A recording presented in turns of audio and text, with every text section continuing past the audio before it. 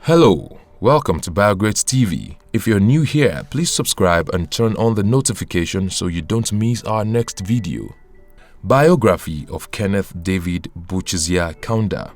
Kenneth David Buchizya Kaunda was born on the 28th of April 1928 in Chinsali in Zambia, then northern Rhodesia. He was the youngest of the 8 children his parents had. His father, originally from Malawi, was a clergyman with the Church of Scotland. Both his parents were teachers, and it is worthy to note that his mother was the first African woman to teach in Zambia. Kaunda followed in their footsteps and entered the teaching profession as well. He first taught in Zambia and then moved to Tanzania in the mid-1940s. In 1951, Kaunda resigned as a teacher and began his political career as the organizing secretary of Province of Northern Rhodesian African National Congress (ANC). Later in 1953, he moved to Lusaka to assume the position of Secretary General of the ANC with Harry Nkumbula as its president. It wasn't long before Kaunda came under the radar of the colonial administration. Himself and Nkumbula were arrested and imprisoned for 2 months with hard labor for distributing what was considered seditious literature. If anything, the prison experience further served to radicalize Kaunda and impress on him even more the need to fight for his country's freedom. With time, Kaunda and Nkumbula drifted apart. Nkumbula seemed to have come under the influence of white liberals and considered as one who would compromise on the issue of black majority rule. Nkumbula was also alleged to be very autocratic in his leadership of the ANC. This led to a split within the party, with Kaunda breaking away to form the Zambian African National Congress (ZANC) in October 1958. 5 months later, in March 1959, ZANC was banned, and in June, Kaunda was sentenced to 9 months imprisonment.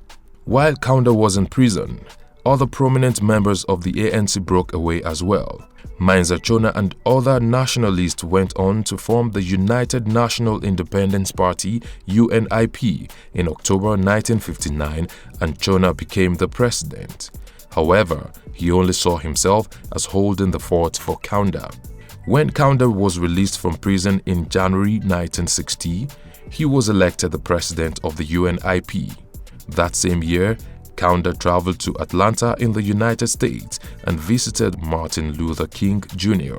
On his return to Zambia, he organized a civil disobedience campaign in the northern province of the colony. The campaign largely involved obstruction of major roads and arson. This campaign became known as the Cha-Cha-Cha campaign. Kaunda was elected as Minister of Local Government and Social Welfare after running as a UNIP candidate in the elections held in 1962. 2 years later, in 1964, UNIP won the elections, defeating their ANC rivals, and then secured Kaunda's position as Prime Minister. On the 24th of October 1964, he became the first president of Zambia, with Ruben Kamanga as his vice president. Being a former teacher, Kaunda's presidency made a number of educational reforms. Zambia's educational sector was one of the least developed of all the British colonies. Less than 0.5% of the population had completed primary education. Only about 109 people were university graduates in the entire country. Hence, Zambia began to invest heavily in education. Kaunda instituted a policy where free exercise books, pens and pencils were given to all children. Parents only had to provide uniforms and pay a token fee.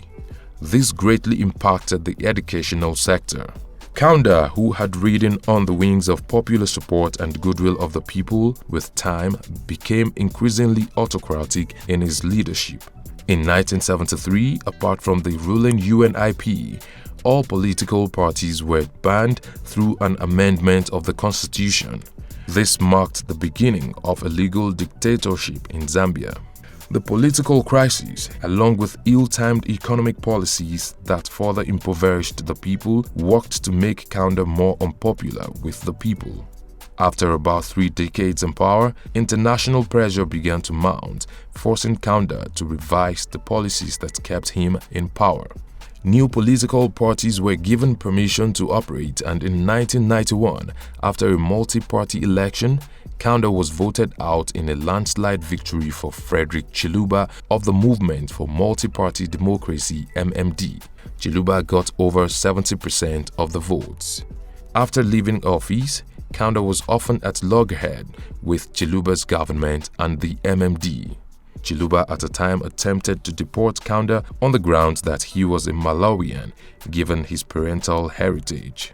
Subsequently, the MMD-dominated government amended the constitution to bar citizens with foreign parentage from contesting for the presidency. This was done to prevent Kaunda from making another attempt at the exalted office in the 1996 elections. This new policy would later prevent Guy Scott, a white Zambian citizen and vice president, from being a candidate when in 2014 he was serving as the acting president of Zambia after President Michael Sata died in office. Kaunda had to retire from politics after he was accused of involvement in a failed coup attempt in 1997. Chiluba ordered his arrest on the 26th of December, but when many officials appealed against this, he was subsequently placed under house arrest until the court date. In 1999, Kaunda was briefly stripped of Zambian citizenship, but the decision was overturned the following year by the Supreme Court of Zambia. Since retiring from politics, Kaunda has channeled his time into various charitable organizations, especially in the fight against the spread of HIV/AIDS, which claimed the life of one of his children in the 1960s. Kaunda is a lover of music and a published author. His political autobiography, Zambia Shall Be Free, was published in 1962 as part of the Heinemann African Writers series. Kenneth David Buchizya Kaunda is the oldest living former president of Zambia at 95 years. What have we missed out of this biography of Kaunda? Let's know in the comment section. Will it be ridiculous to subscribe to our channel? If no, please like this video, share and subscribe to our channel.